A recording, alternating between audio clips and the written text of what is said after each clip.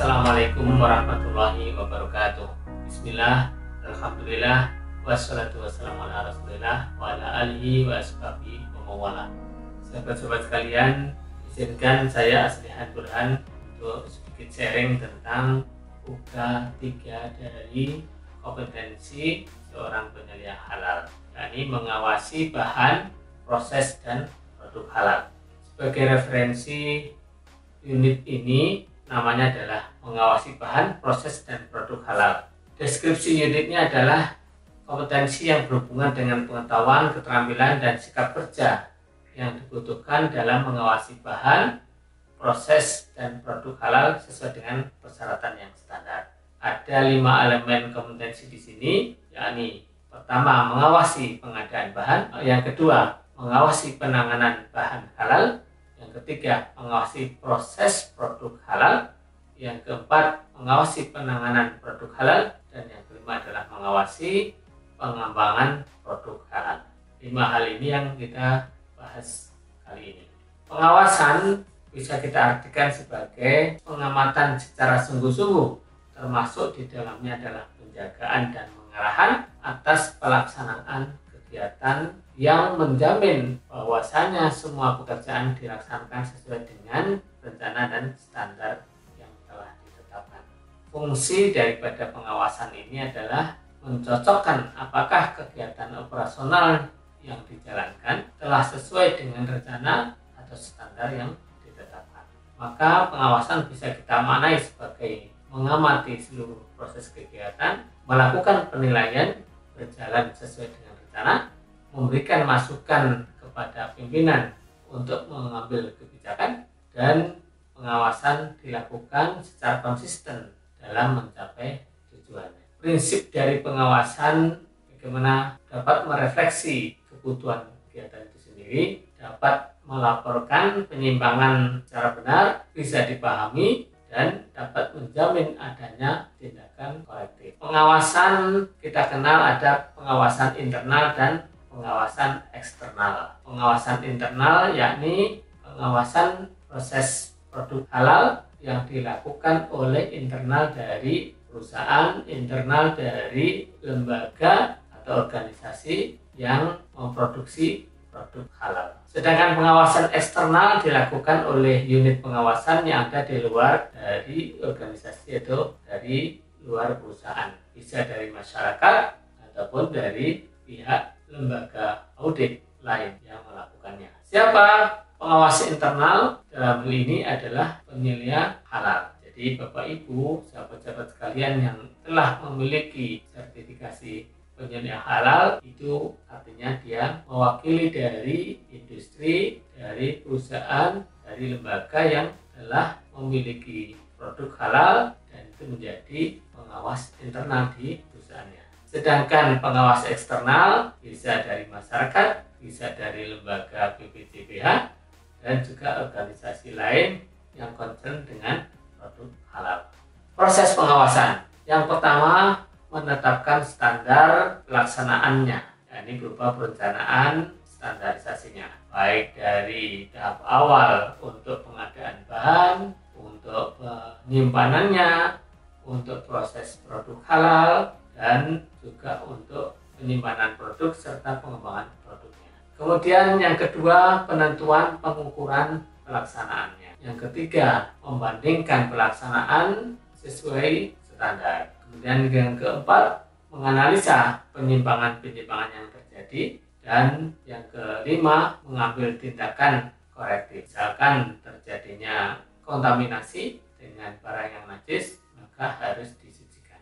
Syarat pengawasan diantaranya adalah merefleksikan sifat dan berbagai kegiatan, memberikan petunjuk tentang kemungkinan adanya deviasi dari rencana atau standar yang sudah ditetapkan. Dilakukan minimal sekali dalam seminggu, artinya kalau penyelia halal berarti sepekan sekali setidaknya dia melakukan pengawasan atas pengadaan, penyimpanan, proses produksi, ataupun pengembangan produknya, dipastikan sudah sesuai dengan ketentuan sistem jaminan halal yang sudah dibuat. Kemudian juga syarat pengawasan ada objektivitas, memperhitungkan pola dasar dari organisasi.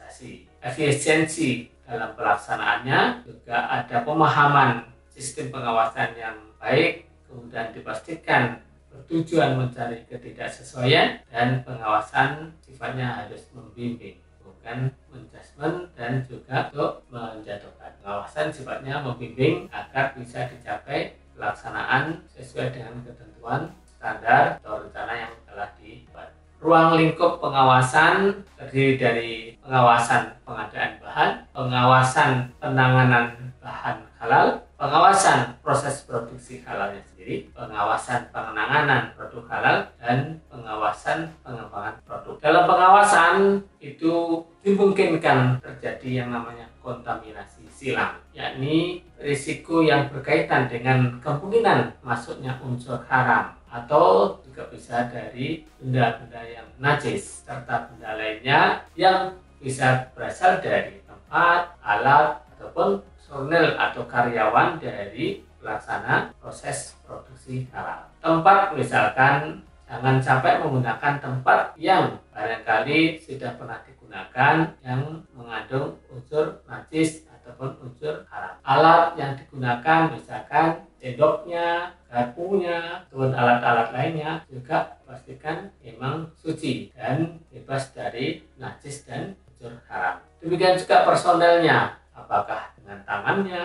ataukah dengan bajunya ataupun benda yang lain yang dia gunakan, itu juga dipastikan harus juga suci dan tidak memungkinkan terjadinya kontaminasi atas produk yang dibuat, produk yang disimpan ataupun yang ditangani oleh personel yang bersangkutan. Itu bebas dari zat, unsur, dan benda haram atau najis. Apabila kemudian terjadi atau ditemukan benda itu terkena najis, maka harus ada proses pensucian. Proses penyucian atau pensucian ini harus disesuaikan dengan kategori najisnya.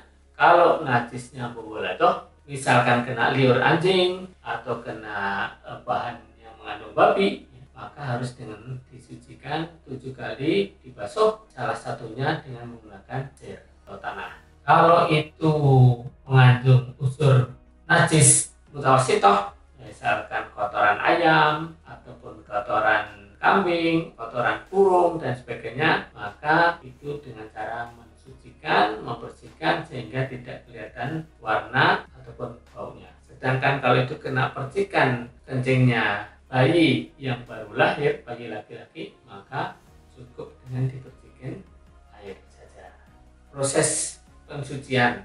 Jadi benda apapun yang pernah terkontaminasi mengandung unsur haram ataupun benda najis harus disucikan sesuai dengan jenis najis yang melekat padanya.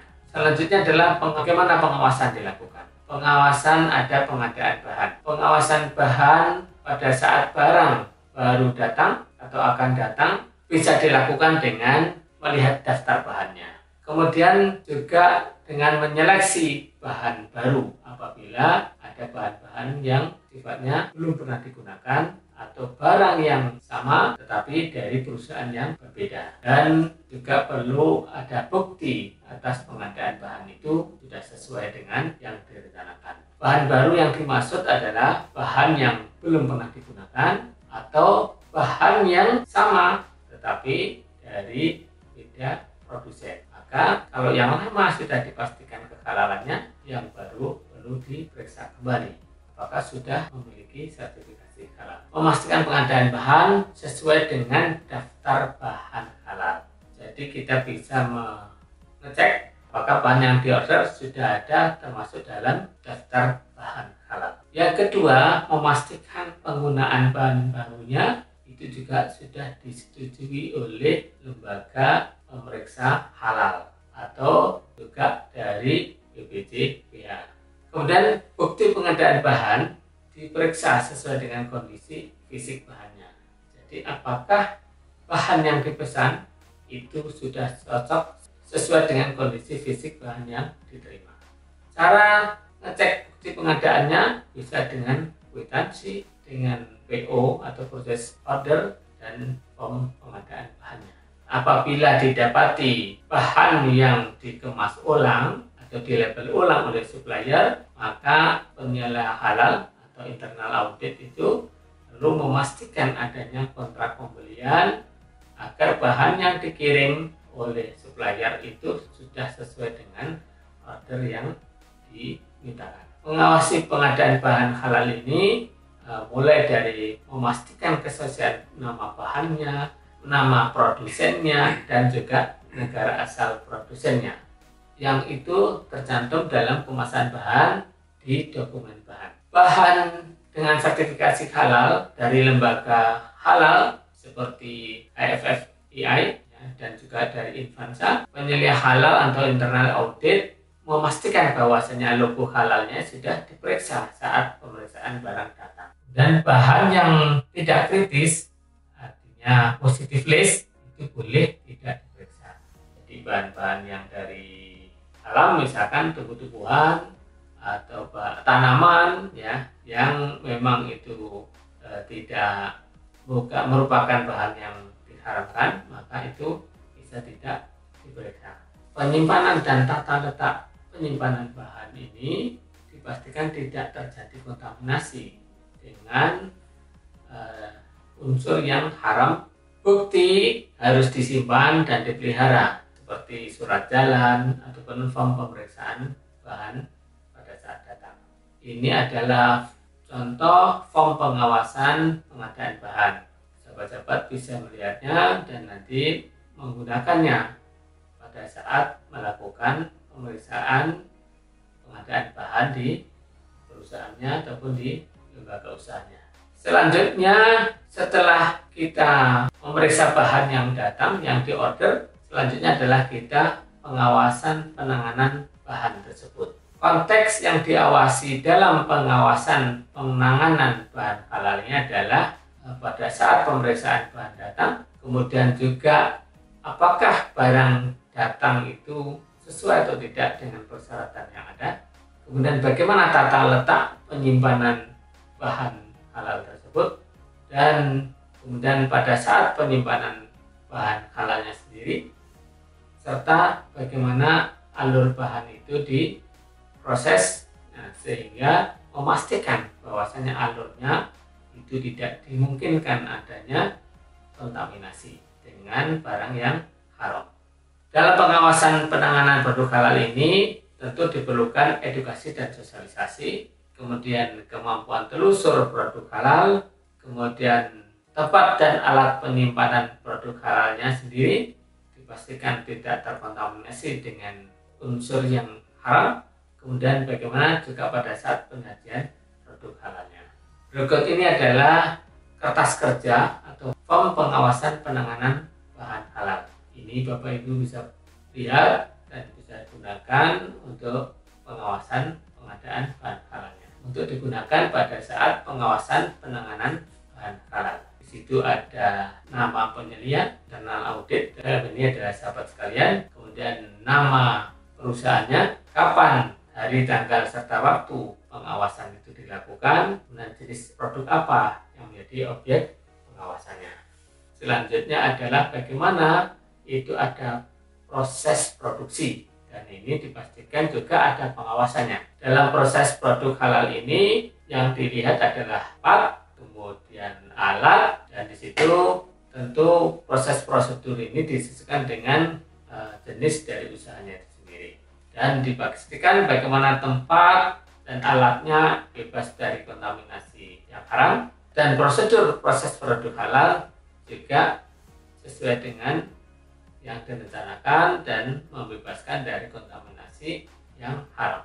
Sehingga di dalam pengawasan proses produk halal ini mulai dari tempat, alat, dan prosedur, kemudian juga kebersihan dan higienitas tempat, alat, dan personel proses produk halal. Kemudian juga proses pensucian apabila itu ditemukan ada alat atau bahan yang terkontaminasi dengan najis, dan juga personel proses produk halalnya itu menjadi bagian objek pengawasan. Dalam mengawasi proses produk halal ini, memastikan bahwasanya fasilitas produksi, apakah alat dan proses produksinya sudah sesuai dengan sistem jaminan produk halal. Kemudian memastikan kebersihan, higienitas fasilitas, dan produksinya tidak mengakibatkan kontaminasi silang. Memastikan proses pensucian sesuai dengan syariat Islam apabila ditemukan bahan-bahan yang mengandung unsur haram. Personil yang bertanggung jawab sudah lulus dalam pelatihan internal halal. Nah, berikutnya adalah form untuk pengawasan proses produk halal. Dalam form ini kita bisa melihat objek dari pengawasannya adalah pertama, fasilitas berupa tempat dan alat serta prosedur proses produk halal itu sudah sesuai dengan sistem jaminan produk halal atau belum. Kemudian kebersihan atau higienitas tempat, alat, dan personelnya juga tidak memungkinkan terjadinya kontaminasi silang. Kemudian proses pencucian harus dilakukan sesuai dengan jenis najis yang kemungkinan ada di situ.